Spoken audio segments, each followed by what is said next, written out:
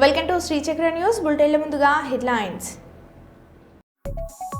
Furniture showroom ను ప్రారంభించిన SUDA chairman Komatireddy Narender Reddy.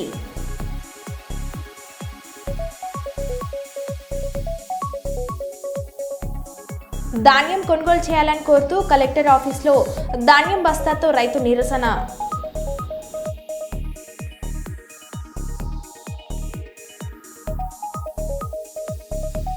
డల్లాస్లో BRS నాయకుల కార్ ర్యాలీ.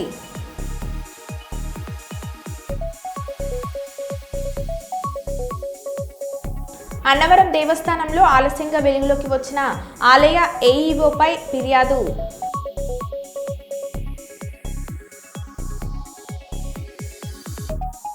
అభివృద్ధి పేరుతో అక్రమార్కులకు కాసుల వర్షం కురిపిస్తున్న మట్టిదందా.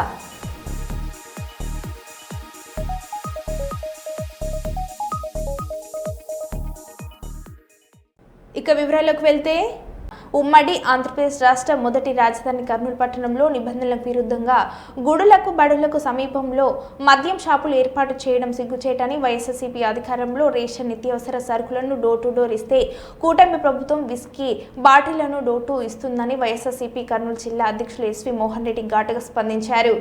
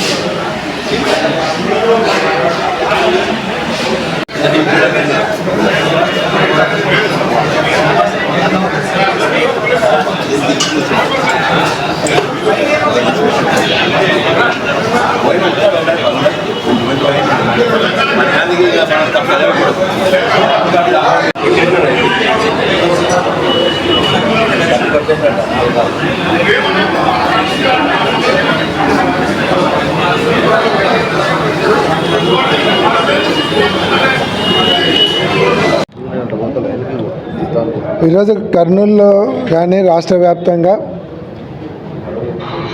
బ్రాందీ షాపులు ఎక్కడ చూసినా కూడా ఓపెన్ బార్లు అయిపోయినాయి. టెంపుల్కు స్కూళ్ళకు అతి సమీపంలో ఇక్కడైతే టానిక్ షాప్ అని పెట్టినారు. ఎదురుగా ఆంజనేయ స్వామి గుడి ఉంది, రోడ్డుకి పక్క టానిక్ షాప్ ఉంది. అంటే ఇదే కాదు, ఎక్కడ చూసినా బెల్ట్ షాపులు పెట్టుకొని కనీసం మహిళలు ఆ వీధిలో పోవడానికి కూడా అవకాశం లేకుండా ఓపెన్గా రోడ్ల మీద కూర్చొని విచ్చలవిడిగా తాగుతా వచ్చిపోయేటువంటి మహిళలను అసభ్యకరంగా ప్రవర్తిస్తూ వాళ్ళని ఇబ్బందులు పెట్టి సాయంత్రం 7 గంటలు దాటిన తర్వాత ఆ బ్రాందీ షాప్ ప్రాంతంలో మహిళలు పోవాలంటే కూడా భయపడే పరిస్థితి ఈరోజు రాష్ట్రంలో తీసుకొని వచ్చినారు. ఇంకా ఎవరైనా టెంపుల్లోకి పోవాలంటే కూడా ఎదురుగా బ్రాండ్ షాప్ ఉంది, ఆ టెంపుల్కి ఏం పోదాంలో ఇంకో టెంపుల్ పోదామనే కాడికి వచ్చింది. కాబట్టి ఈరోజు వ్యవస్థను మధ్యాంధ్రప్రదేశ్గా మార్చినది, ఆంధ్రప్రదేశ్పై మధ్యాంధ్రప్రదేశ్గా మార్చి మహిళలకు ఎక్కడ కూడా రక్షణ లేకుండా చేసినారు. ఇంతకుముందు జగన్మోహన్ రెడ్డి గారు rice door to door delivery ఇస్తే ఈరోజు మారుతి వ్యాన్లు పెట్టుకొని గ్రామాలలో whisky bottle door to delivery ఇచ్చి మధ్యాంధ్రప్రదేశ్గా మార్చి గ్రామీణ ప్రాంతాల్లో ఉన్నటువంటి ప్రజలను కూడా తాగుడుకు బానిసలను చేస్తూ తయారవుతూ ఉంది ఈ వ్యవస్థ. ఇది మాత్రం చాలా దుర్మార్గం. దీనికి మహిళలు తప్పకుండా రాబోయే కాలంలో తెలుగుదేశం పార్టీకి మహిళలే బుద్ధి చెప్తారు. నాస్పూర్ పట్టణంలో ఎన్నో సంవత్సరాలుగా సింగరేణి స్థలాలలో నివాసం ఉంటున్న వారికి శాశ్వత ఇండ్ల పట్టాలు ఇవ్వాలని డిమాండ్ చేస్తూ మంచిర్యాల జిల్లా కలెక్టర్ కార్యాలయం ఎదుట బీజేపీ ఆధ్వర్యంలో బాధిత ప్రజలతో కలిసి అధ్యక్షులు నగునూరి వెంకటేశ్వర్ గౌడ్, రఘునాథ్ వెర్రబెల్లి మరియు బీజేపీ నాయకులు ధర్నా నిర్వహించడం జరిగింది. ఎన్నో ఏండ్లుగా నివాసం ఉంటూ ఇంటి పనులు కడుతున్న పేద ప్రజలకు శాశ్వత పట్టాలు ఇవ్వాలని రఘునాథ్ డిమాండ్ చేశారు. గతంలో బీఆర్ఎస్ ప్రభుత్వం, ఇప్పుడు కాంగ్రెస్ ప్రభుత్వం ఎన్నికల సమయంలో ఇండ్ల పట్టాలు ఇస్తామని హామీ ఇచ్చి పట్టాలు ఇవ్వకుండా పేద ప్రజలని మోసం చేస్తున్నాయని రఘునాథ్ అన్నారు. అర్హులైన ప్రతి ఒక్కరికి వెంటనే పట్టాలు ఇవ్వాలని డిమాండ్ చేశారు.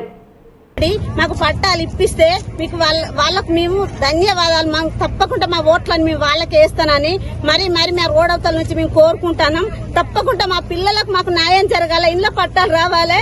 మాకు 6 మూత పడితే మిమ్మల్ని లేపేస్తాం, మిమ్మల్ని తీసేస్తాం, మీ ఇంట్లో ఉండద్దు అని వాచ్మెన్లు మేము గింత సిమెంట్ బస్తా తెచ్చుకున్నా, ఉసుక తెచ్చుకున్నా, ఇటుక తెచ్చుకున్నా, ఎవ్వరు కానీ పోటువా తీసుడు జమాఫీస్కి రమ్మనుడు, ఈ ఇండ్లు కట్టద్దు, ఇళ్ళకు రేకులు వేయద్దు అని అంటే మేము గేట్లు కూడా పెట్టుకోకుండా ఇప్పుడు 6 కొత్త రోడ్లా మేము బతుకుతున్నాం.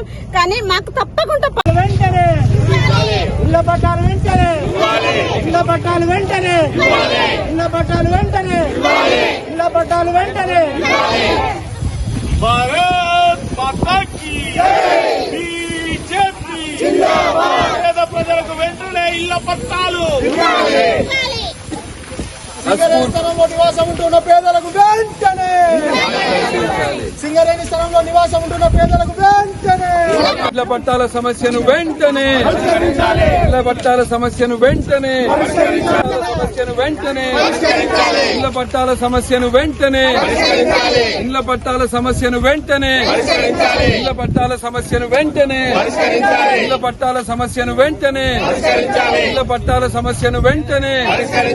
భారత్ మాతా కీ కాంగ్రెస్ పాలన వద్దురా నాయనా, ఇదే మీ రాజ్యం, ఇదే మీ రాజ్యం.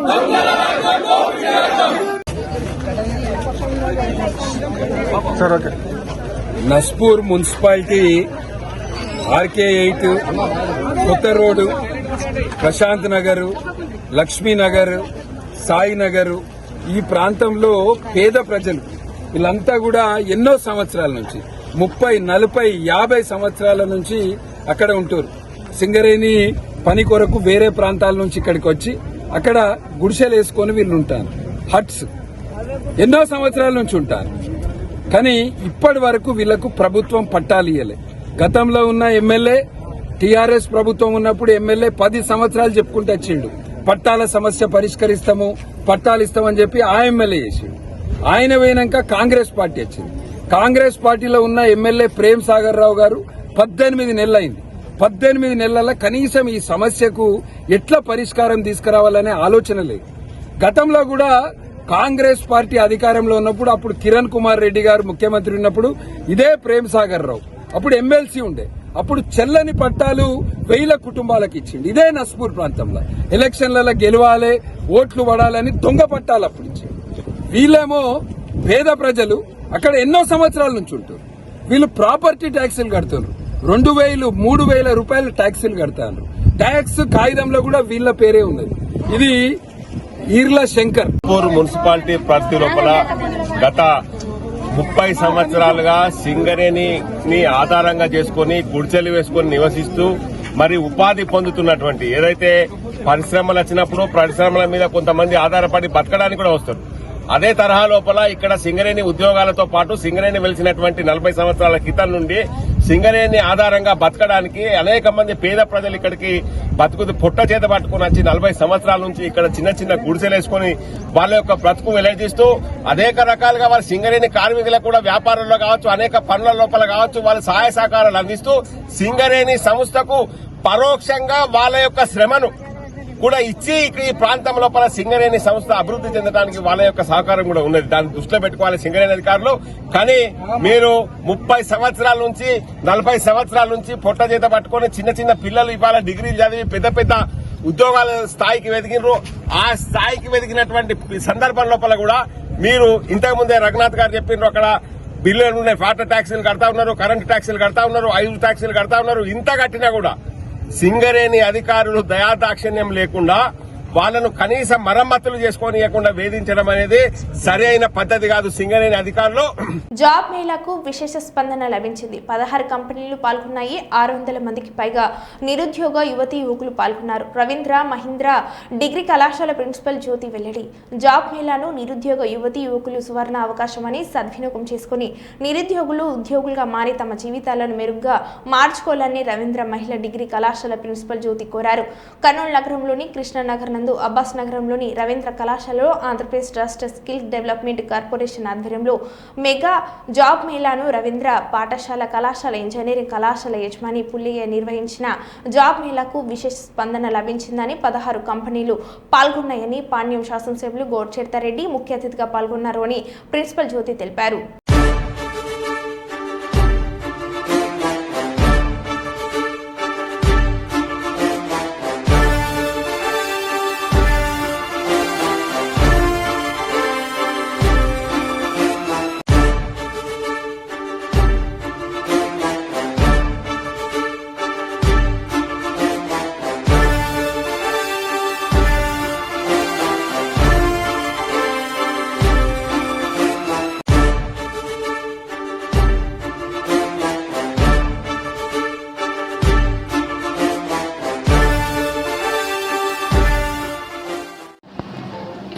ఈరోజు స్థానిక అబ్బాస్ నగర్లోని రవీంద్ర మహిళా డిగ్రీ కళాశాలలో ఏపీఎస్ఎస్డిసి స్కిల్ డెవలప్మెంట్ ఆధ్వర్యంలో మెగా జాబ్ మేళా నిర్వహించబడింది. ఈ కార్యక్రమానికి ముఖ్య అతిథిగా మన ఎమ్మెల్యే గారు గౌరు చరిత మేడం గారు హాజరైనారు. ఇందులో భాగంగా గౌరవనీయులైన రవీంద్ర విద్యా సంస్థల అధినేత జి పుల్లయ్య గారు పాల్గొన్నారు. సో ఇందులో యువతను ఉద్దేశిస్తూ ముఖ్యంగా మా డైరెక్టర్ సారు ప్రసంగించడం జరిగింది. ఈ ఉద్యోగ మేళకు అనూహ్యమైన స్పందన లభించింది. చాలామంది నిరుద్యోగులకు ఇది ఒక మంచి అవకాశమని, దీన్ని ప్రతి ఒక్కరూ ఉపయోగించుకొని ఏదో ఒకటి సాధించాలని అందరినీ ఉద్దేశించి ప్రసంగించారు. ముఖ్య అతిథిగా విచ్చేసిన గౌరు చరిత గారు కూడా ప్రస్తుత ప్రభుత్వము ముఖ్య ఉద్దేశము ప్రతి నిరుద్యోగులకు ఉద్యోగం కల్పించడమే ముఖ్య ఉద్దేశం అనేసి ప్రసంగించడం జరిగింది. యువత ఖాళీగా కూర్చోకుండా వచ్చిన మంచి అవకాశాలని సద్వినియోగం చేసుకొని ప్రతి ఒక్కరూ పాల్గొని విజయవంతంగా స్థిరపడాలనేసి కోరుకున్నారు. తడిసిన ధాన్యం వెంటనే కొనుగోలు చేయాలని రైతుల ఆందోళన.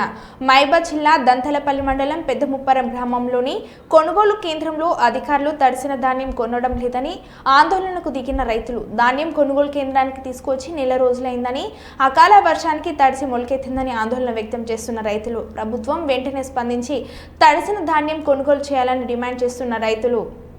మొలకలు వచ్చేప్పటికి 4-5 డబ్బాలు ఖరాబ్ అయినాయి. ఒకటి ఏపీ అని మేము ఫోన్ చేసి బతలాడితే నీ యొక్క కులాటే ఆగుతురా, నీ ఏపీ అని నేను ఆడున్నా ఈడున్నాయని మాట్లాడతాను. ఎవరైనా మరి అదే సార్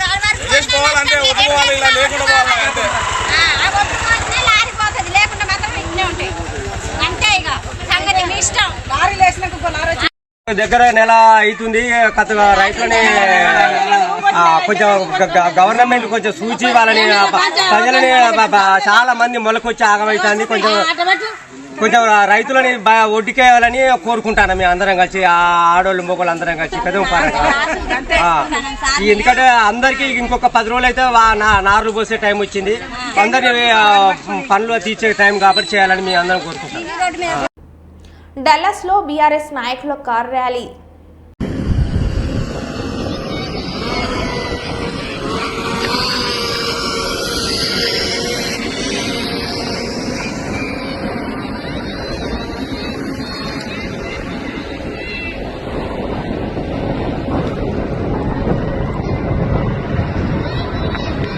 తెల్లగా వాళ్ళు చూడు.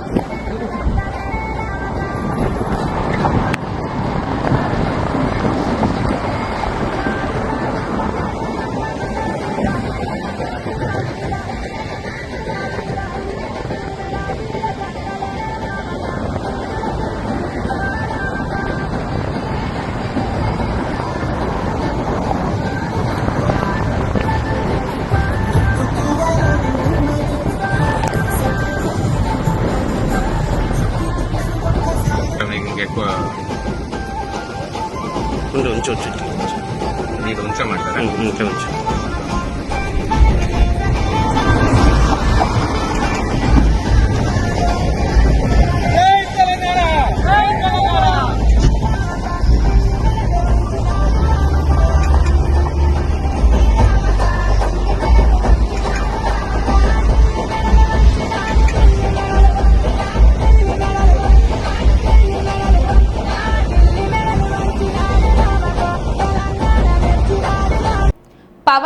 టీటీడీ భూముల పరిరక్షణకు పాటుపడాలి. వైఎస్ఆర్సీపీ కర్నూలు జిల్లా అధ్యక్షులు ఎస్వి మోహన్ రెడ్డి డిమాండ్.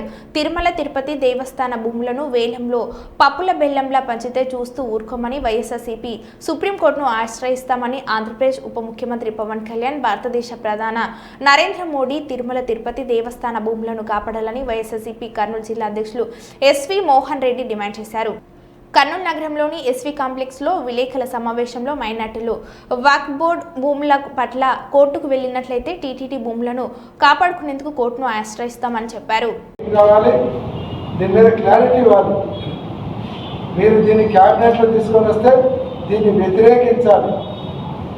వ్యతిరేకించకుంటే మీరు ఇంతకుముందు ఏదైతే డ్రెస్ వేసుకొని కాషాయం వేసుకొని డ్రెస్ వేసుకొని సనాతన వాటిని చెప్పినారో అది ప్రజలను మోసం చేయడానికి మీరు ఆ డ్రెస్ వేసుకున్నారనే భావన ప్రజలకు వస్తారనేటువంటి విషయాన్ని గుర్తుంచుకోవాలి. క్యాబినెట్లో మీరు వ్యతిరేకించాలి. ఈరోజు నేను బీజేపీ గవర్నమెంట్ని కూడా ప్రశ్నిస్తూ ఉన్నాను. నాది హిందుత్వ పార్టీ అంటారు. పొద్దున్నేసే గుడులు గోపురాలు జరుగుతారు మోడీ గారు. మేము అయోధ్యలో రామాలయం కట్టామంటారు.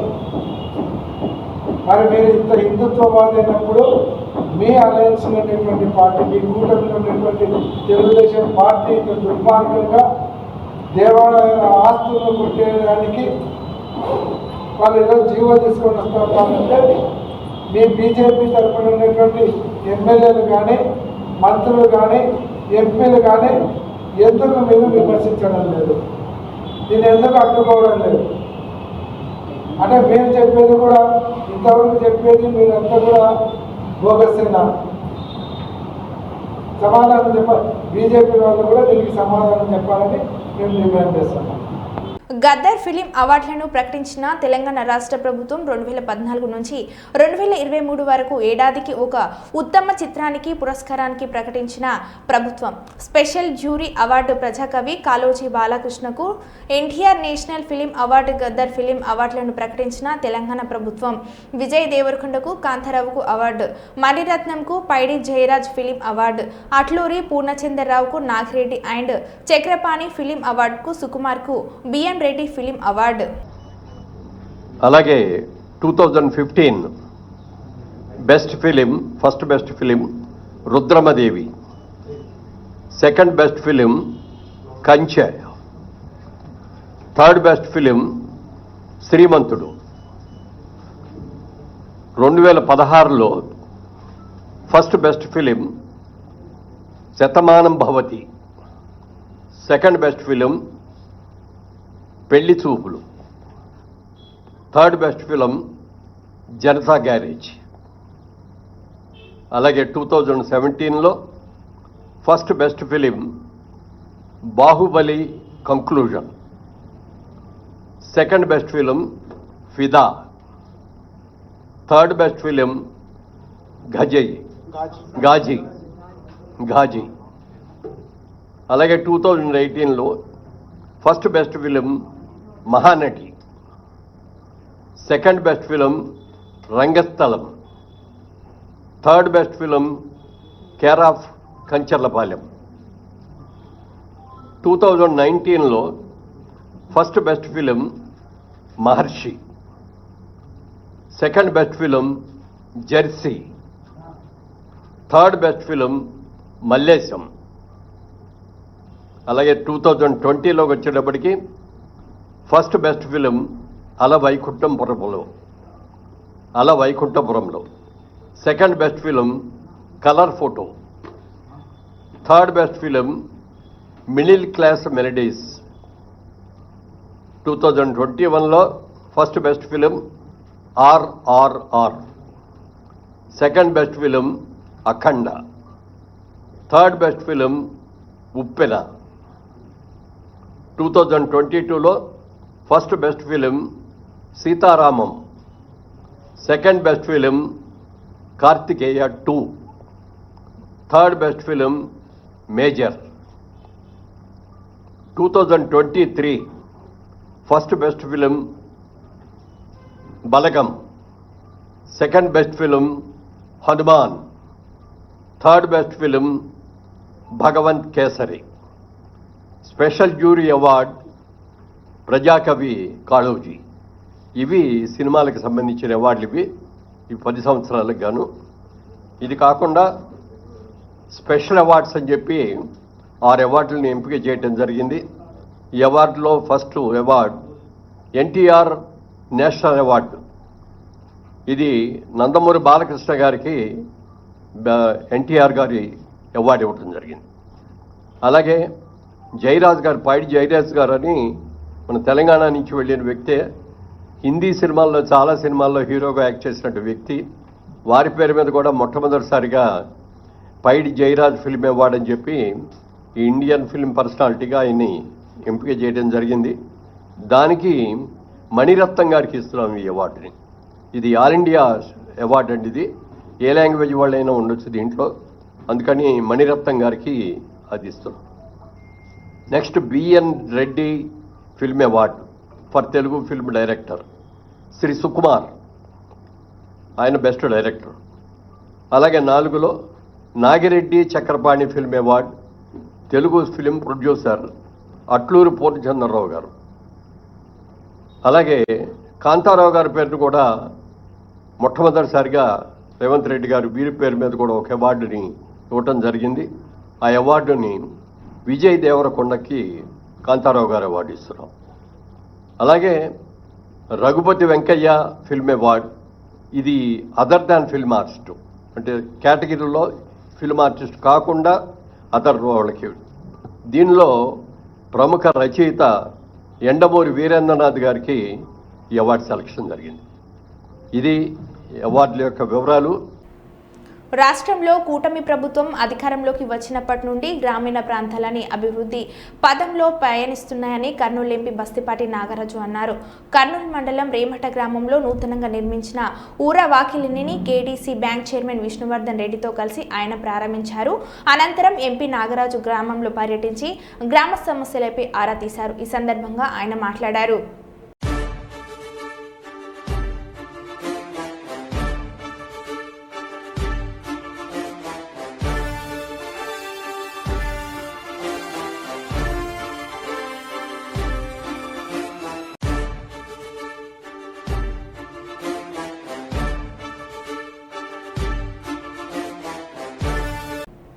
యంగ్ ఇండియా ఇంటిగ్రేటెడ్ పాఠశాలకు మొదటిలో 80 కోట్లు అంచనా వేసినా ఇప్పుడు 200 కోట్లకు ఎందుకు పెరిగిందో చెప్పాలి. అసలు 80 కోట్ల నుండి 200 కోట్లకు ఇలా అంచనా పెంచారు అంటే క్లారిటీ ఇవ్వాలని మాజీ మంత్రి ఎమ్మెల్యే సబితా ఇంద్రారెడ్డి అన్నారు. ఏం చెప్పారు? మొదట్లో ఇంటిగ్రేటెడ్ స్కూల్ స్టార్ట్ చేస్తున్నప్పుడు 85 కోట్ల రూపాయలతో ఇంటిగ్రేటెడ్ స్కూల్ స్టార్ట్ చేస్తున్నామని మొదలుపెట్టారు. దాని తర్వాత గౌరవ ఉప ముఖ్యమంత్రి గారు ఎక్కడో ఒక దగ్గర దాదాపుగా 100 కోట్లు 80 నుండి 100 కోట్ల వరకు ఒక ఇంటిగ్రేటెడ్ స్కూల్ పెడతాం మేమని చెప్పడం జరిగింది.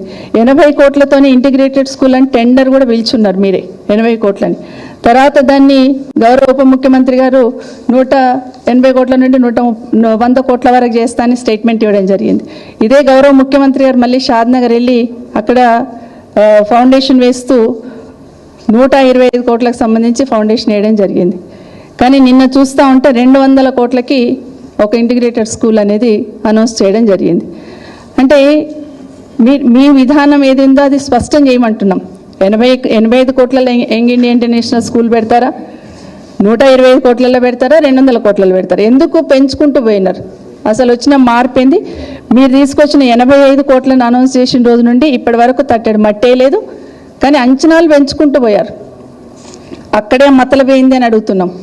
నిజంగానే మీరు చెప్పదలుచుకుంటే ఇమీడియట్గా ప్రతి స్కూల్కి ఇంత అవుతుందని క్లారిటీగా చెప్పాలి. మీకే క్లారిటీ లేకుండా ఒక్కొక్కరు ఒక్కొక్క దగ్గర మాట్లాడుతూ ప్రతి నియోజకవర్గానికి ఇస్తామన్నారు, అది లేదు. నిన్న చూస్తే 20 స్కూల్స్కి ఇచ్చున్నారు.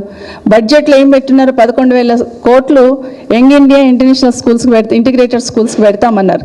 కానీ తీరా చూస్తే అక్కడ 4,000 కోట్లే పెట్టున్నారు. ఇవన్నీ కూడా ఎవరిని మభ్యపెట్టడానికి ఇవన్నీ మాట్లాడుతున్నానని దయచేసి గమనించమని కోరుతా ఉన్నాను. హాపూర్ కోత్వాలీ ప్రాంతంలో ఉత్తరప్రదేశ్ టాస్క్ ఫోర్స్ ఢిల్లీ పోలీసుల సంయుక్త ఆపరేషన్ కాల్పుల్లో 20కి పైగా కేసుల్లో నిందితులు ఉండగా Lawrence Bishnoi gang sharp shooter Naveen Kumar మృతి తీవ్రంగా గాయపడిన అతడిని ఆసుపత్రికి తరలించగా మృతి చెందినట్లు పేర్కొన్న పోలీసులు.